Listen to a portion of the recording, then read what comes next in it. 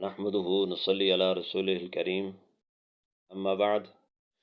فأعوذ بالله من الشيطان الرجيم بسم الله الرحمن الرحيم الرحمن علم القرآن خلق الإنسان صدق الله العظيم وقال النبي صلى الله عليه وسلم خيركم من تعلم القرآن وعلمه او كما قال علیہ الصلاۃ والسلام۔ قابل قدر سامعین گرامی، آج میں آپ کے سامنے فہم و تجوید القرآن پروگرام کے ساتھ حاضر خدمت ہوں۔ فہم تجوید قرآن کا مطلب یہ ہے کہ قرآن حکیم کی تجوید کا فہم حاصل کرنا، یعنی اس کی سمجھ حاصل کرنا۔ تجوید کسے کہتے ہیں؟ تجوید کے معنی عمدہ کرنا، خوبصورت بنانا، اور اصطلاح میں قرآن حکیم کے ایک ایک حرف کو اس کے اپنے مخرج یعنی جائے مقام سے تمام صفات کے ساتھ ادا کرنا تجوید کہلاتا ہے۔ اور جہاں تک تجوید کی اہمیت کا تعلق ہے تو علماء نے اس بات پر اجماع نقل فرمایا ہے کہ تجوید کا علم حاصل کرنا واجب ہے۔ اور دوسری طرف ہم مسلمان ہیں، اور باحیثیت مسلمان دن و رات میں ہمارے اوپر 5 نمازیں فرض ہیں، اور نماز کے فرائض میں سے ایک فرض قرات کرنا ہے، جس سے نماز مکمل ہوگی۔ اتنی قرات فرض ہے کہ ایک بڑی آیت 3 چھوٹی آیات کو تجوید کے ساتھ تلفظ کے ساتھ پڑھا جائے۔ اور ایک شخص اگر قرات کرتا ہے یعنی نماز پڑھتا ہے اور اس کی ایک بڑی آیت 3 آیات صحیح تلفظ کے ساتھ درست نہیں ہیں تو اس کی نماز بھی درست نہیں ہوگی۔ اس لیے تجوید کا فہم، تجوید کا سیکھنا باحیثیت مسلمان ہمارے لیے ضروری ہو گیا۔ اور قرآن حکیم جہاں ہمارے لیے دنیا اور آخرت میں ہدایت کا ذریعہ ہے اور آخرت کی زندگی میں کامیابی کا ضامن ہے کہ ہم اس کو پڑھیں اور پھر اس کی سمجھ حاصل کریں اور اس کے مطابق زندگی بسر کریں، وہاں دوسری طرف دیکھا جائے تو اگر ایک شخص قرآن حکیم کی تفسیر اور ترجمہ نہیں سیکھ سکتا تو ابتدائی درجے میں اس کے لیے وہ اللہ کی محبت کی خاطر کہ یہ اللہ کا کلام ہے، اس کو تلفظ کے ساتھ درستگی کے ساتھ پڑھتا ہے تو ہر حرف کے اوپر اس کے نامہ اعمال میں 10 نیکیاں لکھی جاتی ہیں۔ امام الانبیاء محمد رسول اللہ صلی اللہ علیہ وسلم نے فرمایا کہ من قرأ حرف من کتاب اللہ فلہ بہ حسنہ والحسنۃ بعشر امثالها لا اقول الف لام میم حرف ولکن الف حرف لام حرف و میم حرف۔ فرمایا کہ جو شخص قرآن حکیم کا ایک حرف پڑھتا ہے اس کے لیے ایک نیکی، اور ایک نیکی کا اجر 10 نیکیوں کے برابر ہے۔ اور پھر فرمایا کہ میں یہ نہیں کہتا کہ الف لام میم ایک حرف ہے، بلکہ الف الگ حرف ہے اور لام الگ حرف ہے اور میم الگ حرف ہے۔ جب ہم ہر ایک حرف کو تجوید سیکھ کر، فن تجوید سے واقف ہو کر اس کے مخرج سے صحیح طریقے سے ادا کریں گے تو ہر حرف کے اوپر ہمارے نامہ اعمال میں 10 نیکیاں لکھی جائیں گی۔ تو اس سے اندازہ لگایا جا سکتا ہے کہ تجوید کو سیکھنا باحیثیت مسلمان ہمارے لیے کس قدر اہمیت کا حامل ہے۔ تجوید میں عموماً 2 طرح کی غلطیاں ہوتی ہیں۔ ایک کا نام ہے لحن خفی۔ لحن خفی وہ غلطی ہوتی ہے کہ جو حرف کے خوبصورت ہونے کے قاعدے مقرر ہیں اس کے خلاف کوئی آدمی قرآن پڑھ رہا ہے، مثال کے طور پر را کے اوپر زبر ہو یا پیش ہو تو را موٹی پر پڑی جاتی ہے، اور کوئی آدمی اس کو باریک پڑھ رہا ہے۔ لفظ اللہ کے لام سے پہلے زبر یا پیش ہو تو وہ پر پڑھا جاتا ہے، یعنی موٹا کر کے پڑھا جاتا ہے، کوئی اس کو باریک پڑھ دے۔ یا لفظ اللہ کے لام سے پہلے زیر ہو تو وہ باریک پڑھا جاتا ہے، کوئی اس کو موٹا پڑھ دے۔ تو یہ وہ غلطی ہے جس کو لحن خفی کہتے ہیں، اور حکم کے اعتبار سے یہ غلطی مکروہ ہے۔ دوسری قسم کی غلطی جو عموماً ہم زیادہ کرتے ہیں اور خواص بھی اس میں مبتلا ہوتے ہیں، جو فن تجوید سے واقف نہیں ہیں اور جنہوں نے تجوید کو نہیں سیکھا، تو اپنی طرف سے بغیر سیکھے ہوئے قرآن کی تلاوت کرتے ہیں، وہ تو یہ غلطی ضرور کرتے ہیں۔ اور یہ دوسری طرح کی غلطی ہے، اس کو کہتے ہیں لحن جلی۔ لحن جلی کا مطلب یہ ہے کہ ظاہر اور بالکل واضح غلطی، اور یہ 5 طرح کی غلطیوں کا نام ہے لحن جلی۔ یہ 5 طرح کی غلطیاں ہوتی ہیں۔ نمبر 1، تبدیل حرف۔ نمبر 2، زیادتی حرف۔ نمبر 3، نقصان حرف۔ نمبر 4، تبدیل حرکات بن سکون۔ اور نمبر 5، مشدد کو غیر مشدد اور غیر مشدد کو مشدد پڑھنا۔ اب ہر ایک چیز کی میں وضاحت کر دوں اور آپ خود اس سے اندازہ لگا لیں گے کہ ہم کس طرح قرآن پڑھتے ہیں۔ نمبر 1، تبدیل حرف، یعنی سین اور صاد، یہ دونوں الگ حرف ہیں۔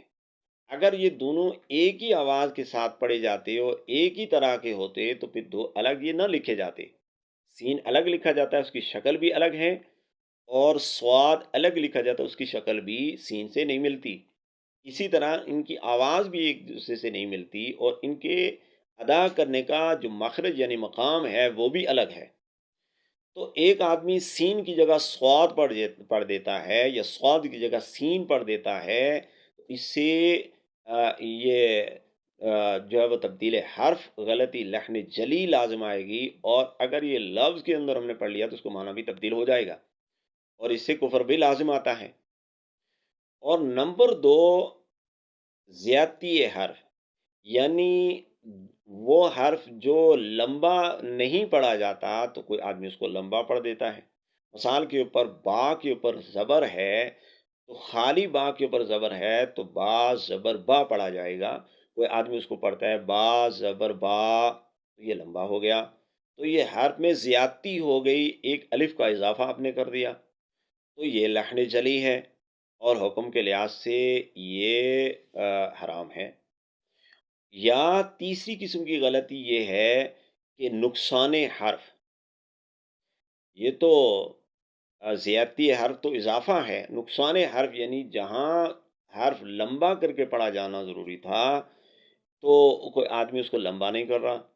مثال کے طور پر با یا زیر بی، یہاں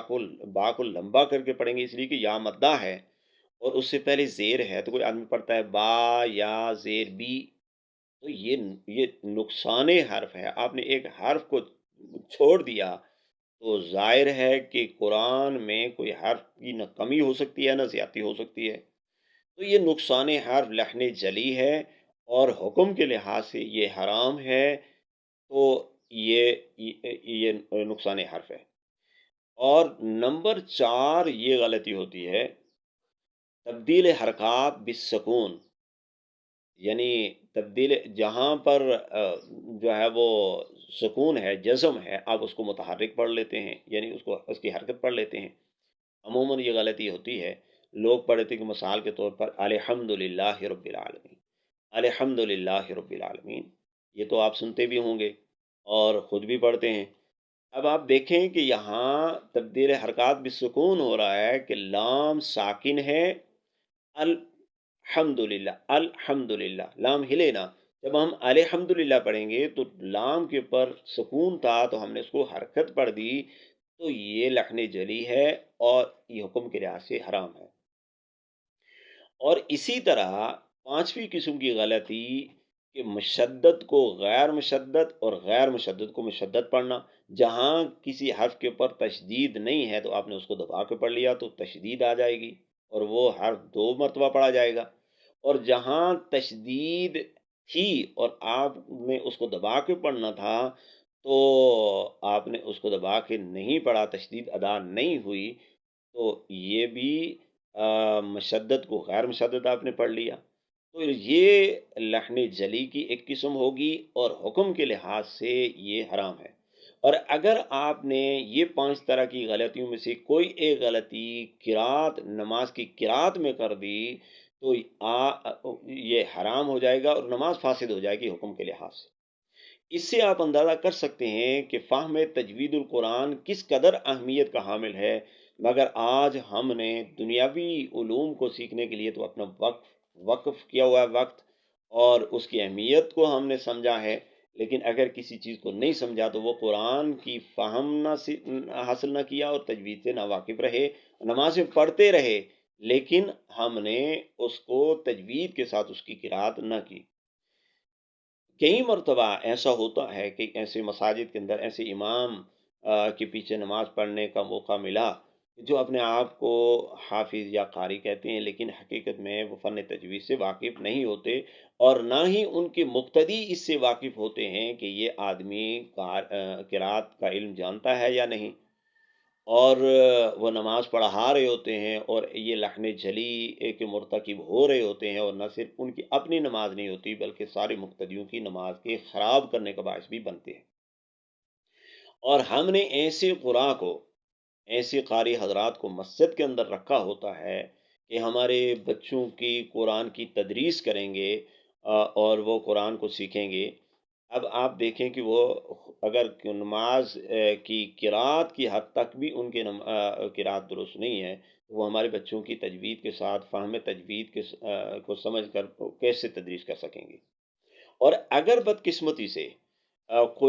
خوش قسمتی سے کوئی ایسا قاری ہمارے ادارے میں یا کسی مسجد کے اندر ہے، اور وہ فن تجوید سے واقف ہے، تو بچوں کی تعداد اتنی زیادہ ہوتی ہے کہ وہ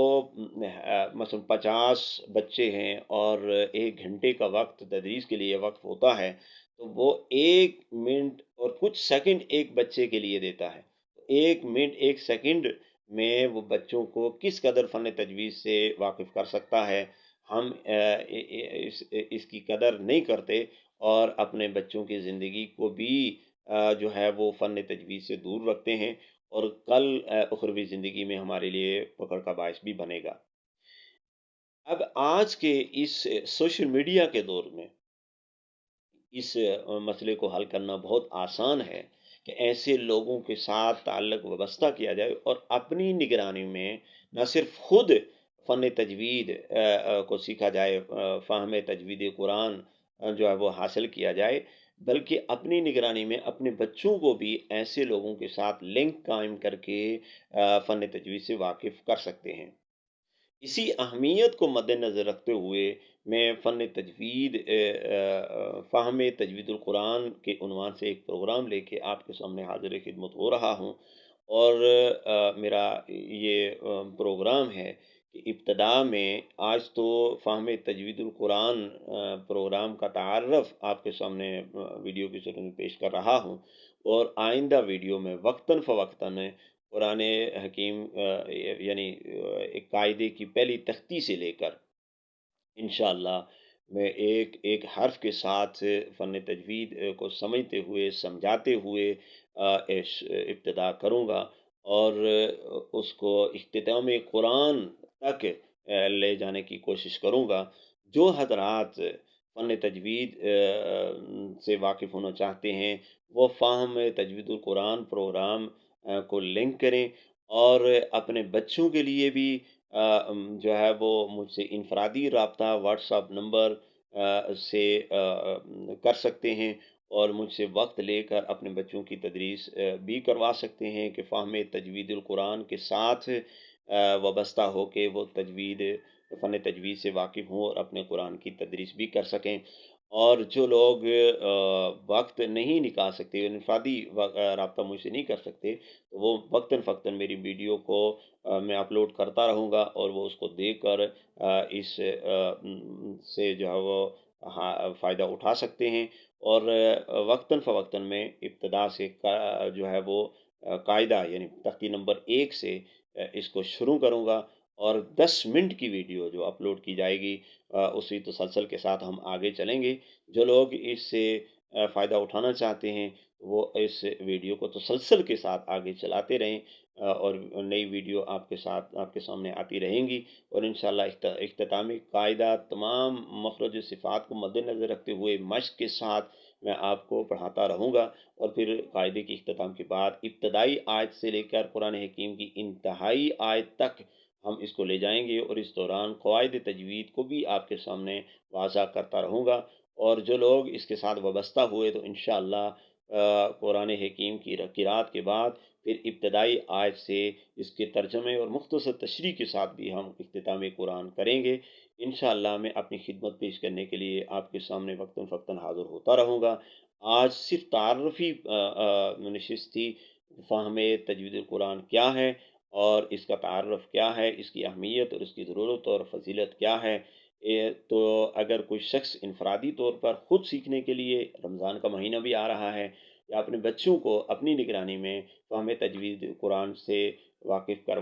کروانا چاہتا ہے، تو وہ میرے انفرادی نمبر پر، واٹس اپ نمبر پر اسکائپ کی صورت میں بھی آ سکتا ہے، واٹس اپ نمبر کے ساتھ مجھ سے رابطہ کر سکتا ہے۔ میرا واٹس اپ نمبر یہ ہے 0346797974۔ اللہ سب کو توفیق عمل نصیب فرمائے۔ وآخر دعوانا ان الحمد للہ رب العالمین۔